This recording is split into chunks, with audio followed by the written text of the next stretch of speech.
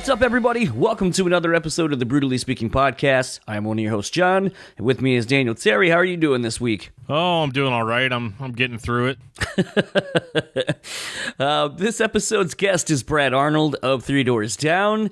Again, we've been saying that we're going to throw some curveballs at you, and I feel like this is one of them. We basically got an email stating that Brad had a new single out, Wicked Man, which is out now, and, had an opportunity to potentially have him on the show. And, I love getting to talk to some people that maybe you wouldn't think would be interesting or would be on a show like this. And to me, that's kind of the cool thing about this podcast. I know Dan has kind of taken it to another extreme at times with some of the more extreme bands that he's been into, or even some of the more classic bands that he and I grew up on that maybe have kind of been forgotten a little bit. So this podcast is just kind of one where it's almost a self-indulgent thing, but I had a lot of fun talking with Brad. I wish it was just a little bit longer. Oh, you would, man. No, it's fine. Yeah, he was so, I was a little thrown off by just how personable he was, because I really didn't know what to expect. It might totally be me, but when talking with Brad, I really got the feeling and vibe like I was talking to Toby or Matt from Emory. Like, there's just that down south good old boy kind of vibe to him, and, I was definitely getting that vibe, yeah. But I mean, even that's kind of the thing. I don't know that people who listen to this podcast, actually, you know what, fuck it. I don't even know necessarily what we have created for ourselves as far as a lane, as far as what people expect from the show. With some of the people that listen to the show and some of the publicists and some of the artists that we've reached out to have on the show, sometimes we run into those issues where people are like, well, we're not a metal or hardcore band. And I kind of want to be like, I don't give a fuck. Do you want to have a conversation? And, I think you're interesting. I think you and I can have an interesting conversation. It doesn't always have to be fucking metal. It doesn't always have to be hardcore. I mean, yes, when you see something like BREWtally Speaking, you assume it's going to be, oh, metal, brutally, ooh. Yeah. But I think we're more than that. I think it's about having a brutally honest conversation. And I feel like that's kind of the thing that a lot of people don't latch onto. And I don't know, I definitely feel like I could have talked to Brad a lot longer. No, it is all about a good time, and it's about a lot of fun. Wish we'd have gotten more time. Maybe there'll be a next time. Maybe we'll be able to get a little bit more in there, Yeah, that's definitely something I think if we were to ever have Brad back on, that would be a lot of fun, is actually getting to have more time with him. I know 15 minutes isn't a whole lot, and that makes these episodes kind of short, kind of makes us, talk a little bit more on either side of it to kind of fill it out a little bit more. But I think I just got the vibe that, Brad would be kind of one of those people, I think, and I don't know if he drinks anymore. I don't think he does. Maybe he does. But he seems like the kind of guy I would just be like, yo, you want to come on, have a couple beers? We'll do a Facebook Live thing, and we'll just kind of bullshit and have fun. Because, he seems like one of those personable guys that you would just be able to talk to about anything. And I'm sure he has great stories. I mean, kind of at the end there when I asked him about, if he had any memories of recording their first record, because it's now celebrating 20 years, which, holy shit, makes me feel very old. I can remember when that was just blowing up all over the place with Kryptonite, basically, on the radio and on MTV and everywhere else. But, him telling that story about basically getting that drum set, and, you can kind of still hear the excitement of him recounting the first time he went in to go record. And, for someone that's been in the industry as long as Brad has, you sometimes lose that. You get a sense of, I don't want to say bitterness or maybe being jaded, but you just kind of, the business side of everything kind of beats you down a little bit. And it's just one of those things. It's really cool, even in a very small chunk like this, to hear someone that maybe you wouldn't expect to still be so excited about, creating music and creating music for the now, not just resting on, something that they did 20 years ago. I think it's kind of cool, and I think it showcases why I enjoy having different people on this podcast. Yeah. I mean, I've definitely found in my experience that there's a lot more to making a connection with a person before you can necessarily make a connection with their music. That's the main reason why I listen to podcasts. And it's just to kind of get a better sense of the person that I'm talking to, and to get a better sense of, what is actually driving the music. Because I feel like once you make that personal connection, then that's what you're kind of looking for whenever you go into the music, regardless of the genre. Absolutely. I think that's a really great point you bring up. This episode isn't too long, and I always never know where to cut these off on the intro-outro things to not feel like we're also just wasting someone's time to get to the good stuff. So let's get to the good stuff and get into my conversation with Brad Arnold of Three Doors Down. We'll talk to you on the other side of it.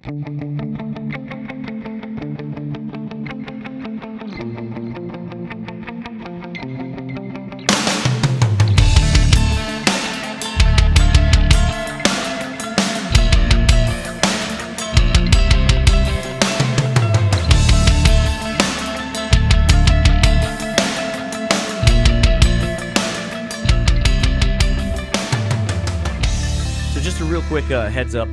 Basically, I had some connection issues with the interview.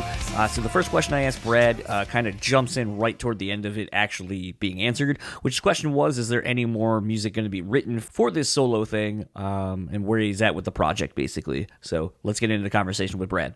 So yeah, we'll see what's to come afterwards. But we've been writing some more, and not necessarily the same type songs, but then we've never really aimed at a specific kind of song to write. You know, we always kind of write whatever comes out. So, but we've been writing a couple more too, and so hopefully we can put those out maybe before too long. We'll see how they turn out first.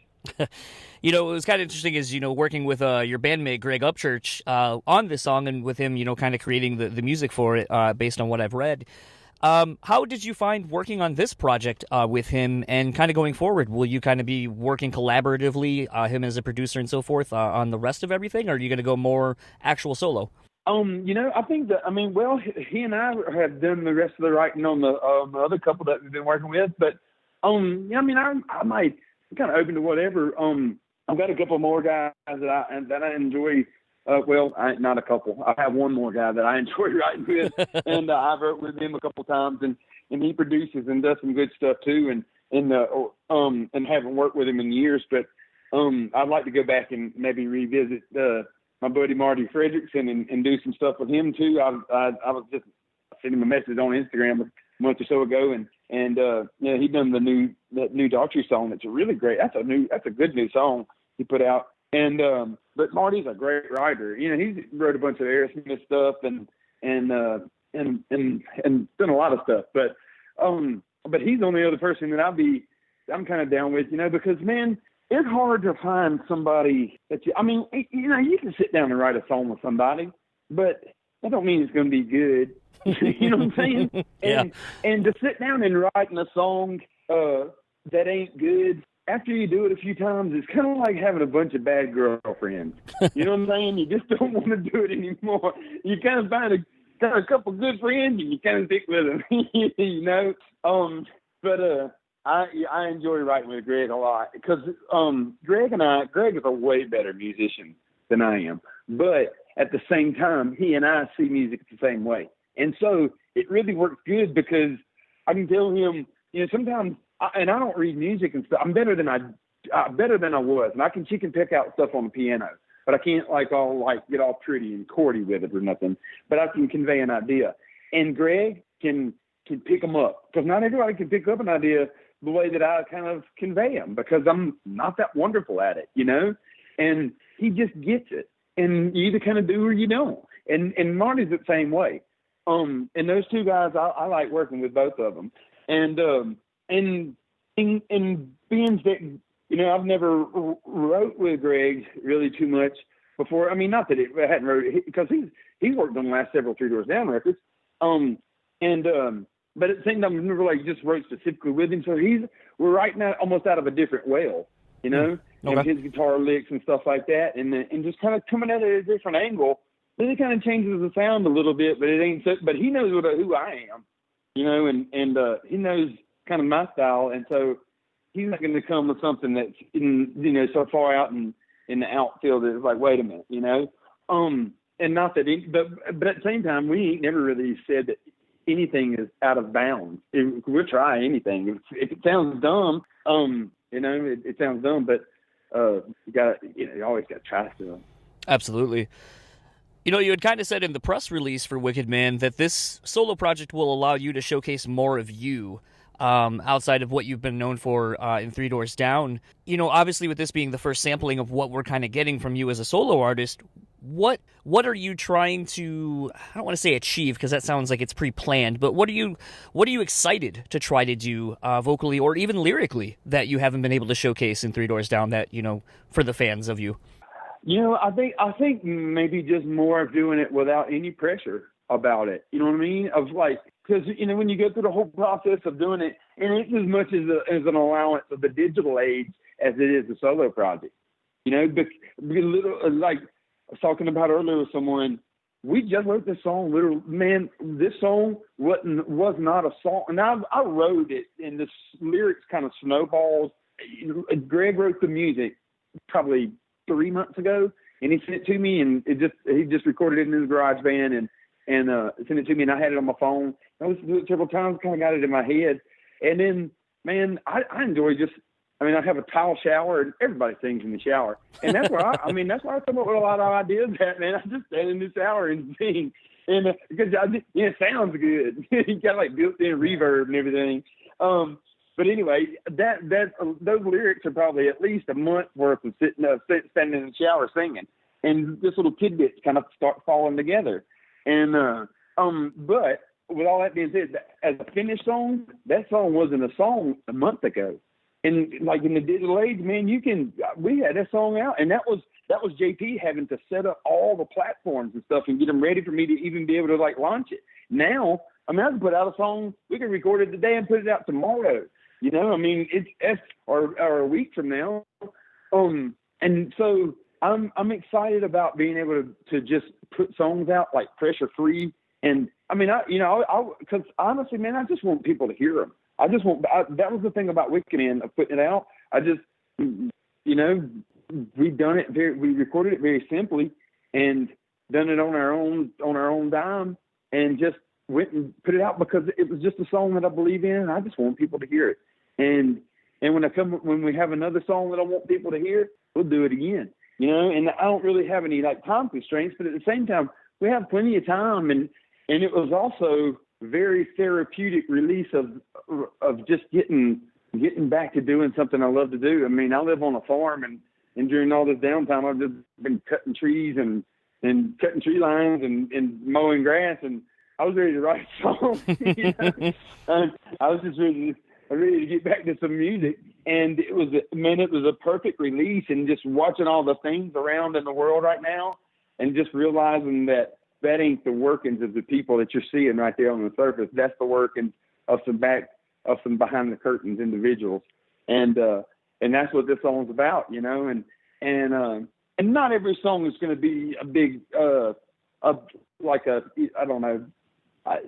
big society-based something or whatever, but I have a couple songs that some cool, just little love songs that I would like people to hear, and I have a couple that I'm not going to say that they're country because they're not country, but they're kind of like, I don't know, songs you listen to riding down the road. They're not necessarily like a rock song, but I wouldn't call them there's classic. I refer to as country.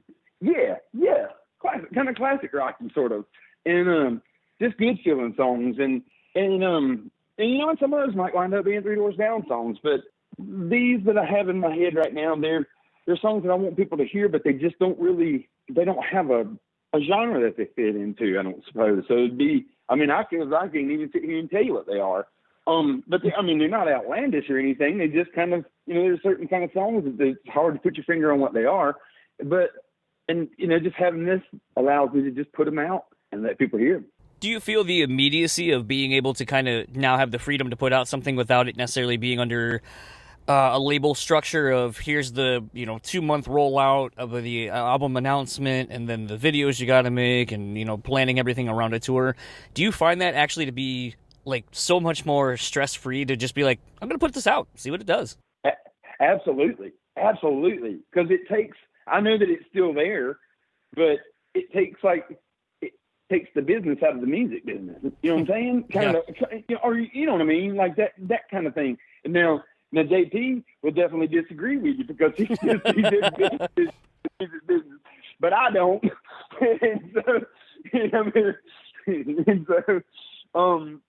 But for me on my end, it's like put the song out without worrying about it, because because without a big I don't know, it just takes the pressure off.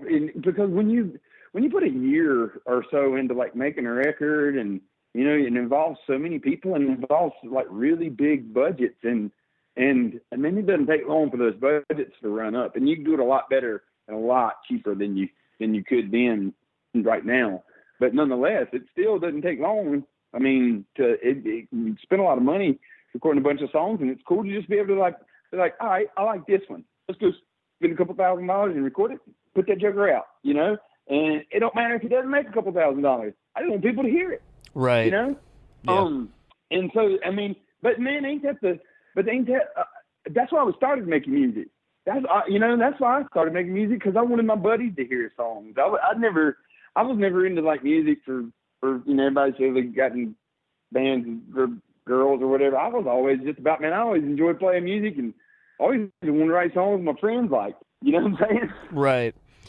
Kind of the last question I have for you before having you plug socials and all that kind of stuff. Speaking to playing music with your friends, it's been 2 decades since The Better Life came out. I mean, you guys just celebrated the 20th anniversary back in February, if I'm not mistaken. Do you have a quick memory of writing that record and when it came out? Absolutely, man. The Better Life, and we're celebrating our 20th year anniversary of this year, and we had a whole big tour planned around it, and we're just going to hopefully just move that a calendar year into next year. But, man, having wrote that song and remembering writing that song with my friends, and one of whom now is gone. When I listen to those songs, I was talking about it with Greg the other day. I was like, sometimes I like to go back and just listen to the Better Life record because I remember so much. I mean, we're from down south Mississippi, and I remember leaving home and going up to Memphis, and I'd never even really left home. And I was only 20 years old when we made that record, or 21, and 20 or 21, one of the other. But and going up there, and I'd never even been in a nice studio, and I played the drums on that record. And so I remember the record company told me I could have like any drum set I wanted. Like, everybody, any drum set you want. And I walked in Arnold studio up in Memphis, in this big old nice studio, and I was probably dragging my jaw around on the floor anyway, and walking around there in awe. And I walked into the live room, and there's such a big freaking gnarly set of custom maple DW drums, like no finish on them, just bare wood. And I was like, I want those. And the dude said, well, that's the rental set. And I was like, no. That's what I could have. And he said I wanted, and I want those. And I'm like, all right. And so I just bought the rental set. It's upstairs in my house right now, and I just played on them yesterday. I was going to play on them today.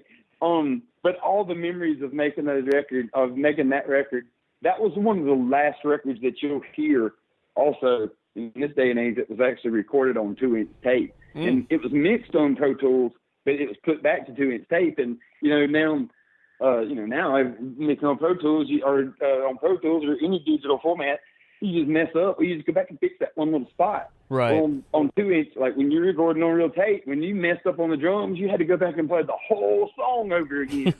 And I was like, I didn't think I was ever going to get that record recorded.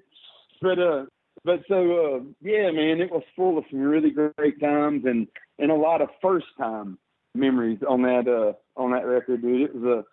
It seems like it was so long ago in some ways, and then in some ways it seems like it was yesterday. Absolutely. Well, this has been a lot of fun chatting with you for a little bit. Where can everyone find you, or anything you would like to plug online? You can find me on Brad 3 Doors Down on Instagram, and find 3 Doors Down on Instagram or Facebook or any of those things as well.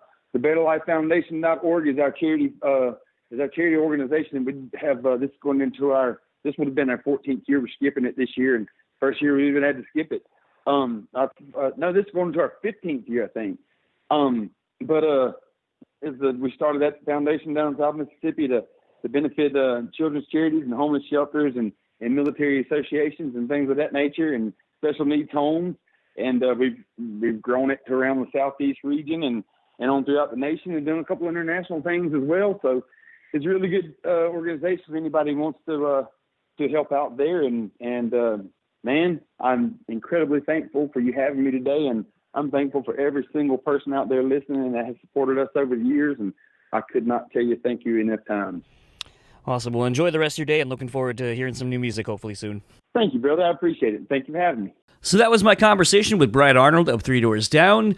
I had a lot of fun talking to him. Like I said in the intro, I think that is a dude that if you get a couple beers, sit down with him, that dude will have great fucking stories and just be able to, entertain you and just have a great conversation with. I'd love to have that dude back on at some point. Oh yeah, for sure. And and I feel like he would tell them in the most entertaining fashion that he possibly could. I feel like at the end of the day, we keep reiterating that, Brad probably has just great stories, and I'm looking forward to actually hearing maybe some of the other interviews he had been doing on that day, because, like I said, you could just hear it in his voice. He was down to talk. He had great stories, was pretty cool about talking about some Three Doors Down stuff, which sometimes during these kind of press things, guest isn't always really wanting to talk about, the thing he's more known for. He wants to keep it focused on this, but maybe with having one song, it's a little bit harder to do that. Plus the connection with Greg basically being involved in this, maybe it makes it a little bit easier, but, I've honestly, and I always feel kind of weird saying this. I feel like maybe Brad should just have his own podcast. I feel like that dude, like I said, he's been in the industries for so long, and some of the opportunities he's gotten to have, I feel like just have allowed him to probably have amazing stories of, we played this radio festival with so-and-so, or we did this USO tour with so-and-so, and it was just one of those things where, this happened, and you're probably just going to sit there with your jaw on the floor with the names and people that he's, played with, that you're just like, yeah, holy shit, keep telling me more. I want to hear more of these stories, It's, I don't know. It's one of those things. Like sometimes I love passionate people, and I love people who come on the show and just have a good time. So I want to thank Brad again for taking the time, ending his day basically with us. And you know what? I'm gonna kind of wrap this up because we're gonna go live with Phil Labonte over on our Facebook Live thing. So we're gonna kind of wrap this up because we're running out of time. If you would like to follow Brad, you can find him at Facebook at Brad Arnold Official, Instagram at Brad 3 Doors Down, and Twitter at Brad3DD. Again, Wicked Man is out now, and it's simple enough. And simply enough, Dan will tell you where he can be found online. Yeah, it can be found at discussmetal.com. You can send me an email at discussmetaldan@gmail.com. You can find me on Twitch under Discuss Metal Dan. I stream twice a week. You guys should check that out. But so I'm all over the place. On Twitter. Did I already say that? It's fine. Tweet me. And if you would like to keep up with all things this podcast, it's simple enough. You can go to our central hub at brewspeakpod.com. Literally anything you want to know about this podcast is there. Even send you links to some of our friends, like Discography Discussion, like the Talk to Me podcast, like Good Company with Bowling, which I should be next week's episode as of when you're hearing it. So maybe you guys be on the lookout for that. And I guess you can see me talking to Scott Bowling in his house, which is pretty fucking rad. Would love to maybe link up with Dan and go down there and hang out with Scott at the very least, maybe do an episode again. But with all that said, basically, it is a great avenue to find everything this podcast, all the avenues, channels, whatever you possibly could want, they are there. Speaking of being there, is our sponsors. They are always there for us, even during these tough times. If you are able to support our sponsors, that would be greatly appreciated. We want to send out much thanks to the Bean Bastard Coffee. They just opened their brick and mortar, so congratulations to those guys for doing such an awesome job of just, continuing to build their dream to being more than they probably ever expected. So definitely one of those inspirational stories. We also want to thank On Point Pomade. Keep your beard and hair looking on point. Head on over to onpointpomade.com. Use our code BSP15 and get 15% off your total purchase order.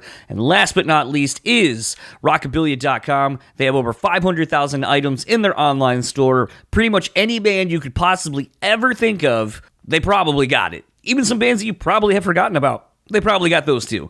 But it's not just music, it's also pop culture, it's also movies, TV shows, and so forth. And the great thing is, since they're officially licensed through the bands and the other avenues, you never have to worry about the integrity of the products you're getting. You know they're not going to fall apart or fade after one washing, like some of the things you get from places like, an eBay or whatever.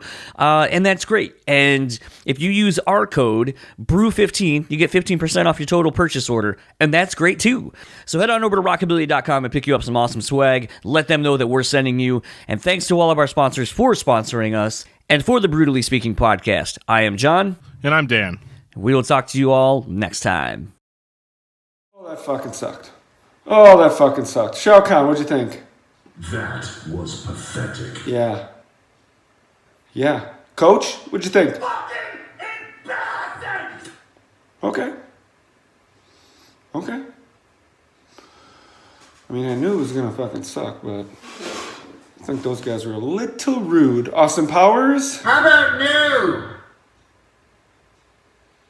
Okay, I thought we were gonna get the Austin Powers vote. We did not. John, use that for your podcast. It fucking sucks. But you knew what you were getting into. It's your own fault. It will result in less listens. You're gonna see a decline in listeners if you start the show with that. You're gonna see 30 seconds in, the number will plummet. And I will be there at the bottom of the plummet saying, I fucking told you, don't use this fucking riff. It sucks.